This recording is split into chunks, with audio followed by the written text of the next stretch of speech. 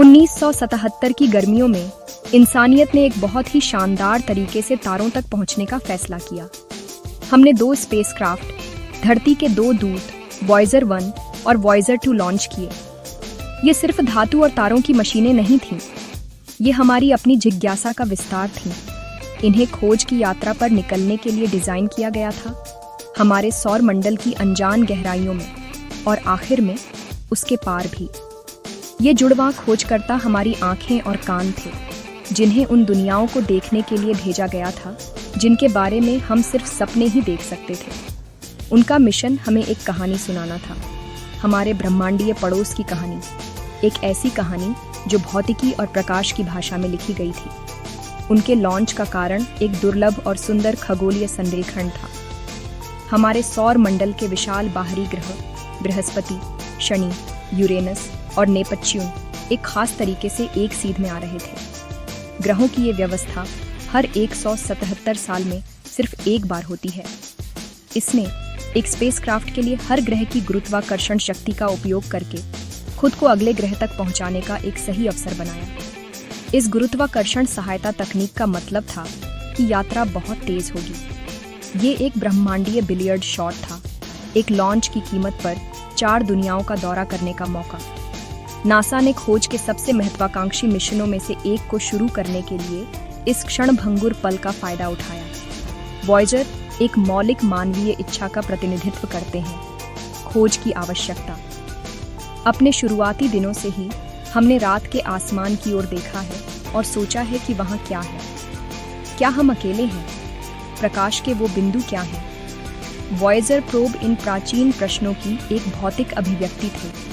उन्हें किसी भी वस्तु से कहीं ज्यादा दूर यात्रा करने और ज्यादा समय तक चलने के लिए बनाया गया था, जिसे हमने पहले अंतरिक्ष में भेजा था। हर प्रोब में वैज्ञानिक उपकरणों का एक सूट था जो उन दूर की दुनियाओं को मापने, फोटो खींचने और विश्लेषण करने के लिए था जिनसे वे मिलेंगे। उन्हें हमारे रोबोटिक वैज्ञानिक बनने के लिए डिजाइन किया गया था, जो घर से लाखों और फिर अरबों किलोमीटर दूर अथक रूप से काम कर रहे थे। उनकी यात्रा मानवीय सरलता और हमारी अटूट खोज भावना का एक प्रमाण है। हमने इन अविश्वसनीय मशीनों को बनाया, उन्हें आसमान की ओर इशारा किया और उन्हें उनके रास्ते पर भेज दिया। वे अपने साथ पूरे ग्रह की आशाएं और सपने ले गए। जैसे ही वे अंतरिक्ष के अंधेरे में चुपचाप यात्रा कर रहे थे, वे सिर्फ प्रोब नहीं थे, वे अग्रणी थे। वे एक नई सीमा पार कर रहे थे, न जमीन या समुद्र की, बल्कि खुद अंतरिक्ष की। अंतरतारकीय अंधेरे में उनकी अकेली यात्रा एक रोमांच की कहानी है, एक विज्ञान की कहानी है और विशाल शांत ब्रह्मांड में इंसानियत के स्थान की कहानी है। वॉयेजर्स का सोलर सिस्टम से सफर बहुत स्पेक्टेक्युलर था। यह गैस जायंट्स का ग्रैंड टूर था, वो विशाल दुनियाएं जो हमारे प्लैनेटरी फैमिली के आउटर रीचेस पर राज करती हैं। वॉयेजर 2 ने 4 ग्रहों जुपिटर, सैटर्न, यूरेनस और नेपट्यून का दौरा किया। वॉयेजर 1 ने जुपिटर और सैटर्न पर ध्यान दिया, इससे पहले कि उसका रास्ता उसे ग्रहों के प्लेन से ऊपर और बाहर भेज दे। उन्होंने इन दुनियाओं को बहुत ही शानदार डिटेल में दिखाया। उन्हें हमारे टेलीस्कोप्स में फजी स्पॉट से बदलकर वाइब्रेंट कॉम्प्लेक्स जगहों में बदल दिया। उन्होंने हमें जुपिटर का ग्रेट रेड स्पॉट दिखाया, एक तूफान जो हमारी पूरी अर्थ से बड़ा है, और उसके घूमते हुए रंगीन क्लाउड बैंड्स को मेस्मराइजिंग डिटेल में दिखाया। जुपिटर पर प्रोब्स ने उसके चंद्रमा आयो पर एक्टिव वॉल्केनोस खोजे। यह एक स्टनिंग रेवलेशन था। यह पहली बार था जब हमने अर्थ के अलावा कहीं और एक्टिव वॉल्केनिज्म देखा था।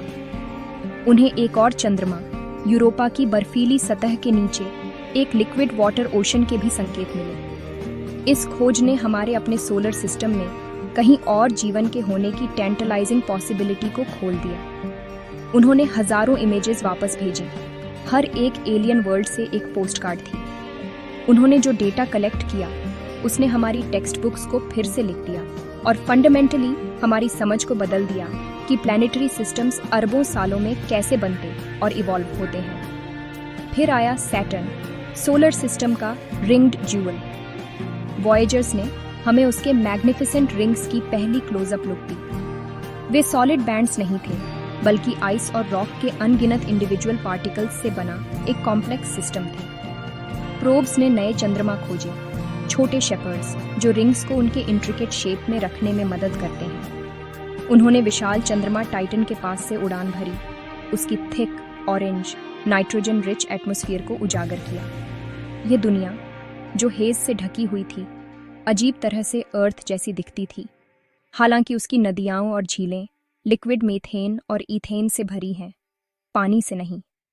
यह एक कोल्ड एलियन केमिस्ट्री की झलक थी। वॉयेजर 2 ने अपनी अकेली यात्रा आगे जारी रखी। यह आइस जायंट्स यूरेनस और नेपट्यून का दौरा करने वाला पहला और एकमात्र स्पेसक्राफ्ट बन गया। यूरेनस पर उसे एक पेल ब्लू दुनिया मिली जो एक तरफ झुकी हुई थी, जिसमें फेंट डार्क रिंग्स और कई आइसी मून्स थे। फिर वह नेपट्यून पहुंचा, एक वाइब्रेंट डीप ब्लू प्लैनेट जिसमें सोलर सिस्टम की सबसे तेज हवाएं चलती हैं। उसने ग्रेट डार्क स्पॉट, एक और विशाल तूफान खोजा और उसके चंद्रमा ट्राइटन की सतह से इरप्ट होते हुए स्ट्रेंज नाइट्रोजन गाइजर्स की इमेज ली। वॉयेजर्स ने हमारे सोलर सिस्टम का एक ऐसा पोर्ट्रेट बनाया जो हमारी कल्पना से कहीं ज्यादा डायनामिक, डाइवर्स और ब्यूटीफुल था।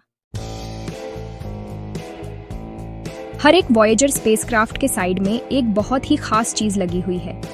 यह एक गोल्डन फोनोग्राफ रिकॉर्ड है, धरती से आया हुआ एक टाइम कैप्सूल। यह गोल्डन रिकॉर्ड एक बोतल में रखे मैसेज जैसा है, जिसे अंतरिक्ष के समंदर में फेंका गया है।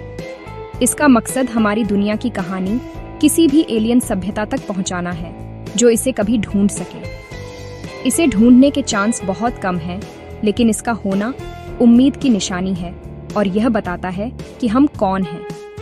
ये कहता है कि हम एक ऐसी प्रजाति हैं जो तारों की ओर देखती है और अपनी कहानी ब्रह्मांड के साथ शेयर करना चाहती है।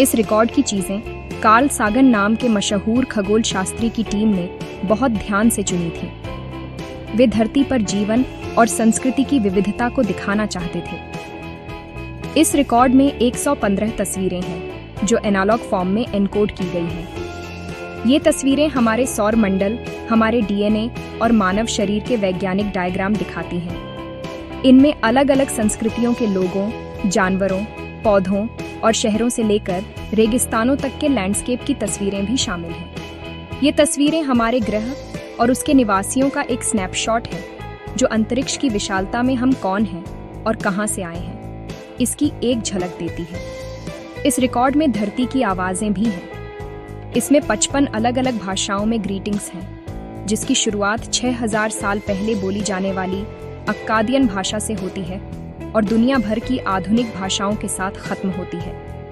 इसमें हवा, बारिश, किनारे से टकराती लहरों और पक्षियों और भेल की आवाज़ों जैसे कई प्राकृतिक साउंड शामिल हैं। यह साउंडस्केप हमारे ग्रह के पर्यावरण की एक ऑडियो तस्वीर बनाने के लिए है। यह जीवन की एक सिम्फनी है, उन आवाज़ों का एक कलेक्शन है जो हमारे अस्तित्व का बैकग्राउंड बनाती है और उन्हें शांत ब्रह्मांड में भेजा गया है। आखिर में गोल्डन रिकॉर्ड में कई अलग अलग संस्कृतियों और समय का संगीत है। इसमें बाख और बीथोवेन के क्लासिकल पीस हैं, लेकिन चक बेरी का जॉनी बी, गूडे और पेरू, चीन और भारत का पारंपरिक संगीत भी है। यह 90 मिनट का म्यूजिकल कलेक्शन इंसान की भावनाओं और क्रिएटिविटी की रेंज को बताने के लिए है। ये हमारी कला है, हमारी आत्मा है, जिसे वाइब्रेशंस में बदला गया है। ये रिकॉर्ड एक एल्यूमिनियम कवर से सुरक्षित है, जिसमें इसे कैसे बजाना है और स्पेसक्राफ्ट कहां से आया है, ये बताने वाले डायग्राम भी हैं। एक मैप है एक छोटे से नीले डॉट का, जिसे धरती कहते हैं। वॉयेजर मिशन की इंपॉर्टेंस उन ब्यूटीफुल पिक्चर्स और साइंटिफिक डेटा से कहीं ज्यादा है जो उन्होंने वापस भेजे थे। उन्होंने यूनिवर्स में हमारी जगह के बारे में हमारी सोच को पूरी तरह से बदल दिया है। पहली बार हमने अपनी दुनिया को बाहर से देखा, जैसे वह प्लैनेट्स के एक बड़े फैमिली का हिस्सा हो। 1990 में कार्ल सेगन के कहने पर वॉयेजर 1 ने आखिरी बार अपना कैमरा घुमाया। उसने 6 बिलियन किलोमीटर्स की दूरी से अर्थ की एक फोटोग्राफ ली। उस इमेज में हमारा प्लैनेट बस एक टाइनी स्पेक ऑफ लाइट है, एक पेल ब्लू डॉट जो एक सनबीम में लटका हुआ है। ये इमेज हमें बहुत हम्बल महसूस कराती है। आज साल 2025 में वॉयेजर 1 और वॉयेजर 2 दोनों हीलियोस्फीयर से बाहर निकल चुके हैं। यह हमारे सन द्वारा बनाया गया मैग्नेटिक बबल है जो सोलर सिस्टम को घेरे हुए है। वे अब इंटरस्टेलर स्पेस में ट्रैवल कर रहे हैं, जो स्टार्स के बीच की विशाल खाली जगह है। वे ऐसा करने वाले पहले ह्यूमन मेड ऑब्जेक्ट्स हैं। वे इस अनएक्सप्लोर्ड रीजन के बारे में डेटा भेजना जारी रखे हुए हैं, कॉस्मिक रेज और गैलेक्सी के मैग्नेटिक फील्ड्स को मेजर कर रहे हैं। हालांकि उनके पावर सोर्सेज धीरे धीरे कमजोर पड़ रहे हैं, वे हमें अभी भी सिखा रहे हैं, हमारे ज्ञान की सीमाओं का विस्तार कर रहे हैं, लगभग आधी सदी के ट्रैवल के बाद भी। वॉयेजर प्रोब्स हमारे साइलेंट एम्बेसडर्स हैं। वे कोई वेपन्स नहीं ले जाते, सिर्फ नॉलेज और गोल्डन रिकॉर्ड पर शांति का एक मैसेज। वे ह्यूमैनिटी के बेस्ट को रिप्रेजेंट करते हैं, हमारी क्यूरियोसिटी, हमारी इंटेलिजेंस और कनेक्शन के लिए हमारी होप। वे एक लेगेसी हैं जो अर्थ पर हमने जो कुछ भी बनाया है उससे ज्यादा समय तक चलेगा। वे मिल्की वे गैलेक्सी में बिलियंस ऑफ ईयर्स तक भटकेंगे, हमारे सन के मरने और हमारे प्लैनेट के खत्म होने के बहुत बाद तक। वे हमारी सिविलाइजेशन के आखिरी बचे हुए अवशेष होंगे, इस बात का एक टेस्टामेंट कि एक बार एक छोटे नीले वर्ल्ड पर एक स्पीसीज रहती थी जिसने स्टार्स तक पहुंचने की हिम्मत की थी। उनकी ऑनगोइंग जर्नी हमें वंडर और होप से भर देती है। वे हमें याद दिलाते हैं कि हम अपनी एवरीडे लाइफ से कहीं ज्यादा बड़े किसी चीज का हिस्सा हैं। वे इस बात का सिंबल हैं कि जब हम साथ मिलकर काम करते हैं और अपने इमीडिएट होराइजन से आगे देखते हैं तो हम क्या अचीव कर सकते हैं। वॉयेजर्स वहां हैं, कोल्ड और डार्क में हमारी स्टोरी को ले जाते हुए। वे ह्यूमैनिटी की कॉस्मोस तक एक विस्पर हैं, एक साइलेंट होपफुल ग्रीटिंग जो महान अननोन डार्कनेस में भेजा गया है, शायद हमेशा के लिए एक रिप्लाई का इंतजार करते हुए।